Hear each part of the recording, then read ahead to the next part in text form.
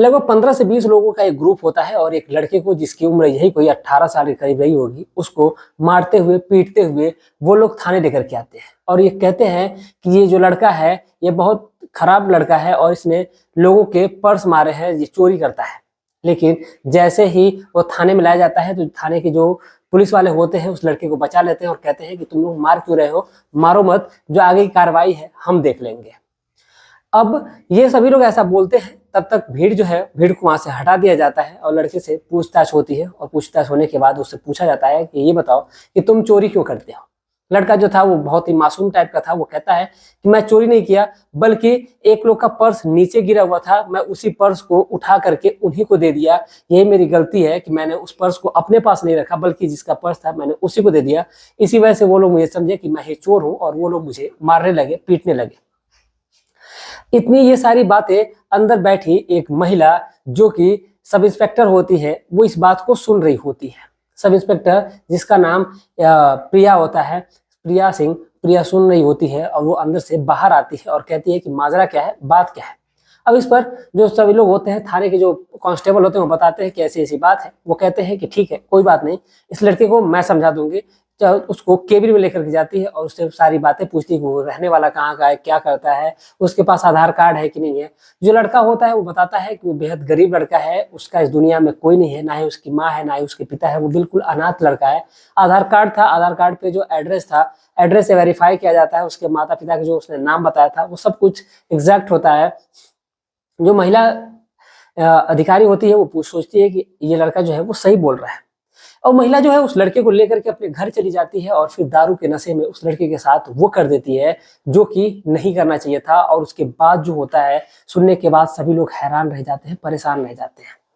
नमस्कार, प्रणाम, मैं अविनाश, वारदात तक एक नए एपिसोड में आज जिस सच्ची घटना के साथ आप लोगों के बीच में आया हूँ, ये सच्ची घटना झारखंड की है। दरअसल झारखंड में एक परिवार रह रहा होता है, परिवार में 3 लोग होते हैं और इन 3 लोगों में एक प्रिया होती है, प्रिया का भाई ब्रजेश होता है और उसकी माँ होती है। यानी ये 3 लोगों का परिवार होता है। पिता का साया बचपन में ही उड़ गया था, इस घर में तीसरे के अलावा कोई नहीं था। माँ जो थी वो मजदूरी किया करती थी, मजदूरी करके अपने बेटे को, अपनी बेटी को पढ़ा लिखा करती थी।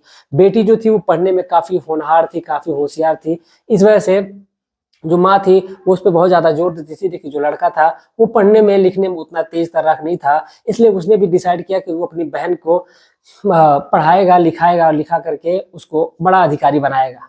क्योंकि जो प्रिया होती है वो पढ़ने में बहुत ही ज्यादा तेज होती है, तो अब इस वजह से पढ़ाई का जो उसका सिलसिला है वो आगे बढ़ता है धीरे धीरे और ये वक्त ये तेजी से कटने लगता है और कटते ही कटते आ जाता है साल 2014।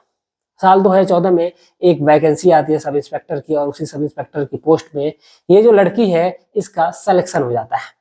और जब सिलेक्शन होता है तो फिर जो बाकी प्रोसेस होता है वो होने लगता है। परिवार में खुशियों की लहर दौड़ जाती है। लेकिन जब इसकी नौकरी लगती है उससे पहले ही हम चलेंगे उससे लगभग 3 साल पहले। दरअसल 3 साल पहले जो प्रिया है, प्रिया की माँ की जो प्रियंका देवी है, उनकी तबीयत खराब रहने लगती है। प्रियंका देवी की तबीयत कुछ ज्यादा ही खराब थी, इस वजह से उन्होंने सोचा कि वो अपनी बेटी की शादी कर देंगे। अब इसीलिए उन्होंने शादी करने का फैसला लिया और फिर रिश्तेदारी में सभी लोगों से बताया कि उनको अपनी बेटी की शादी करनी है अपने जीते जी। इस वजह से उसने सोचा कि वो शादी कर दे और रिश्ता खोजा जाए।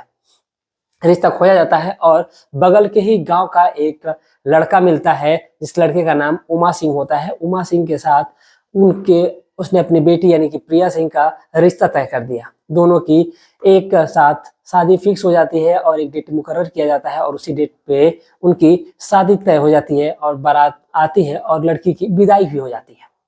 दोनों पति पत्नी अब एक साथ रहने लगते हैं। वक्त का पहिया तेजी से करता है। लेकिन प्रिया ने जब शादी करी थी तो वो जब वो अपने ससुराल आती है तो उसने एक शर्त रखी और कहा कि वो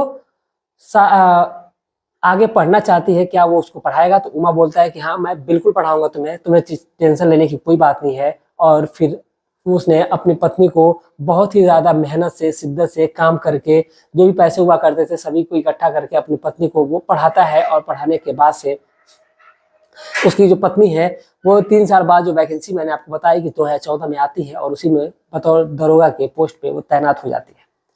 अब इधर जब वो दरोगा के पद पे तैनात हो जाती है, इधर दोनों के बीच में परिवार में खुशियों की एक लहर दौड़ जाती है। और ये जो लहर है वो इस कदर दौड़ती है कि मानो कि उनके अंदर जीवन में अब किसी भी प्रकार की कमी नहीं है। माँ को जब ये बात पता चलती है तो वो कहती है कि बहुत ही ज़्यादा अच्छा हुआ है, सब कुछ इनके जीवन में अब सही चलने लगता है। लेकिन इधर जो उमा होता है, उमा को एक बहुत ही ज़्यादा बुरी लत थी कि वो अपनी पत्नी को कभी-कभार मार दिया करता था, पीट दिया करता था। दरअसल मारता-पीटता भी इसीलिए था कि जो प्रिया थी, वो ड्रिंक किया करती थी। जब वो आया करती थी, तो वो ड्रिंक करके आया करती थी, दारू के नशे में हुआ करती थी। अब इसीलिए उमा भी परेशान रहने लगा था, थक-हार गया था। इन दोनों के बीच में आए दिन झगड़े हुआ करते थे, सब कुछ बिखर-सा गया था। यानी कि 2 ही लोगों में, यानी कि पति और पत्नी में मानो जैसे कि बहुत ही ज़्यादा विखंडन हो गया हो। और इसी बात से नाराज़ होकर उमा जो है वो अपने गाँव चला जाता है। दरअसल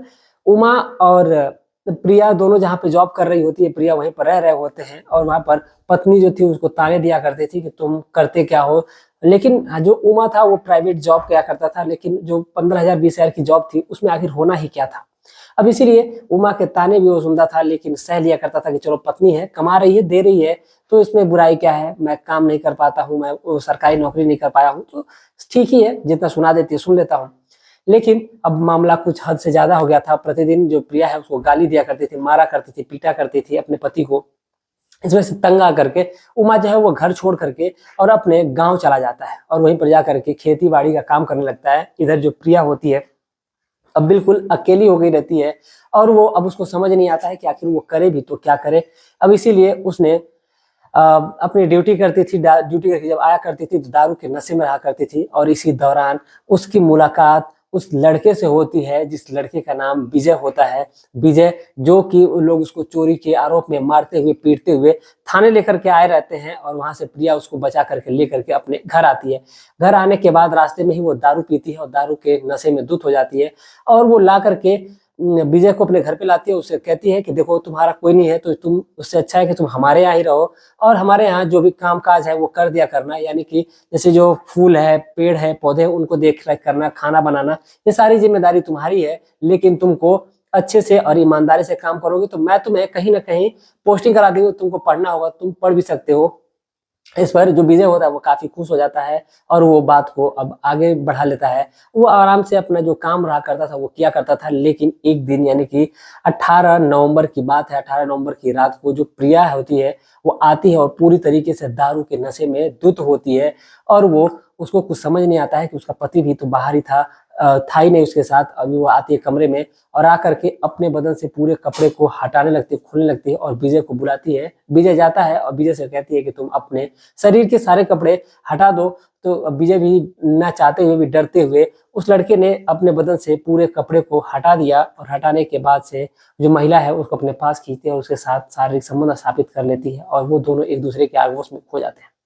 अब ये सिलसिला एक दिन का नहीं बल्कि रोज-रोज का हो चुका था। प्रिया आया करती थी थाने से, दारू पी करके आया करती थी, दारू पी करके आकर के उस लड़के के साथ यानी कि विजय के साथ शारीरिक संबंध बनाया करती थी। ये सिलसिला, ये दौर अब आगे बढ़ता जाता है। अब विजय जो है वो परेशान रहने लगा था, हैरान रहने लगा था, आखिर वो करता भी क्या?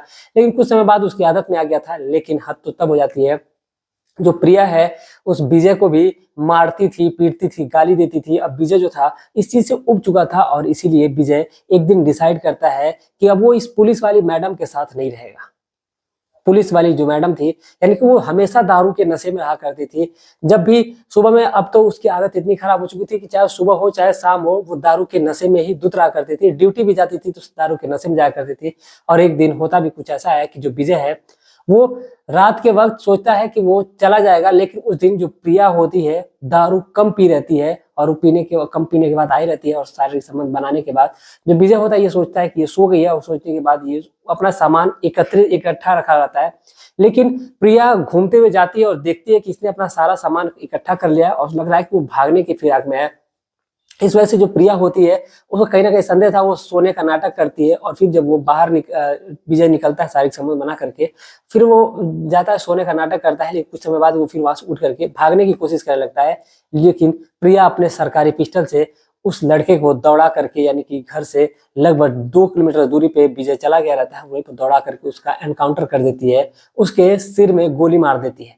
मारना तो चाहती थी वो पैर में गोली, लेकिन मार देती उसके सिर में गोली और विजय ऑन स्पॉट वहीं पर मर जाता है। और मरने के बाद बड़ा ही ज्यादा गड़बड़ हो जाती है, यानी कि कहीं ना कहीं जो गोली की आवाज थी आस पड़ोस के लोग जो होते हैं वहां पर सुन लेते हैं और इकट्ठा होने लगते हैं। प्रिया को कुछ समझ नहीं आता है और वो ना चाहते हुए भी खुद को सरेंडर कर देती है और वो मौके पर पुलिस आती है और पुलिस आकर के उस महिला को अरेस्ट कर लेती है। अरेस्ट करने के बाद उसके ऊपर केस चलाया जाता है और जो महिला है अभी भी जेल में है और उसको बर्खास्त कर दिया गया है कि उसने अपने हवस के चक्कर में एक मासूम लड़के की जान ले ली। और शायद उसकी जगह उसका पति होता तो शायद उसका भी यही हश्र होता, उसका भी ये एनकाउंटर कर ही देती।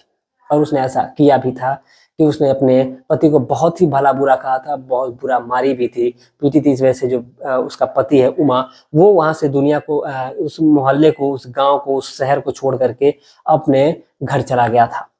लेकिन जब उसके पति को ये बात पता चलती है कि उसकी पत्नी ने ऐसा कर दिया है तो वो मौके पर पहुंचता है और उसने अपने साथ हुए सारे कारनामे को भी बयां कर दिया कि हाँ उसके साथ वो ऐसा करती है। उसको, महिला को बर्खास्त कर दिया गया है और शायद देखिए अगर हो सकता है तो शायद कोर्ट में ऐसा कुछ अगर प्रोसेस होगा तो उसकी नौकरी उसके पति को मिल जाएगी। लेकिन अगर महिला नहीं रहती तब शायद ये प्रोसेस होता, लेकिन इस बारे में मैं कुछ कह नहीं सकता क्योंकि इसकी मुझे जानकारी नहीं है, मैं इसकी पुष्टि भी नहीं करता।